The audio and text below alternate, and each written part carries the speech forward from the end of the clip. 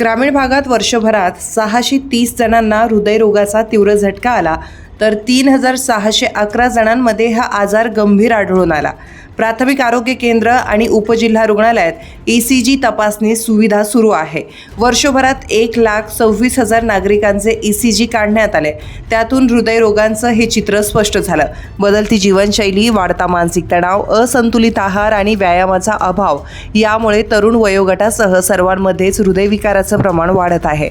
हृदयविकाराचा झटका आल्यानंतरच्या अत्यंत महत्त्वाच्या काळात रुग्णाचे प्राण वाचविण्यासाठी नाशिक जिल्हा सार्वजनिक आरोग्य विभागातर्फे राबविण्यात येत असलेली स्टेमी सुविधा अत्यंत महत्त्वाची ठरत असल्याचा दावा करण्यात आला आहे.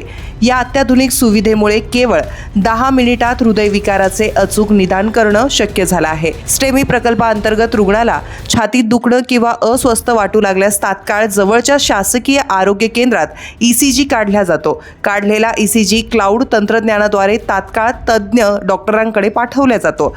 तज्ज्ञ डॉक्टर अवघ्या काही मिनिटात अहवालाचं विश्लेषण करून हृदयविकाराच्या झटक्याची तीव्रता ओळखतात. निदानानंतर तातडीने आवश्यक औषधोपचार सुरू केले जातात. तसेच ज्या रुग्णांना पुढील उपचारांची गरज आहे त्यांना मोफत अँजिओग्राफी, अँजिओप्लास्टी किंवा बायपास शस्त्रक्रियेसाठी मोठ्या रुग्णालयांमध्ये संदर्भित केलं जातं.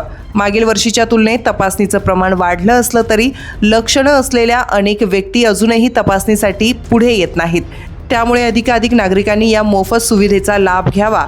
हृदयविकाराच्या झटक्यात प्रत्येक सेकंद महत्त्वाचा असतो. स्टेमी सुविधेमुळे ग्रामीण भागातील रुग्णांनाही वेळेत उपचार मिळून त्यांचे प्राण वाचवणं शक्य होत असतं.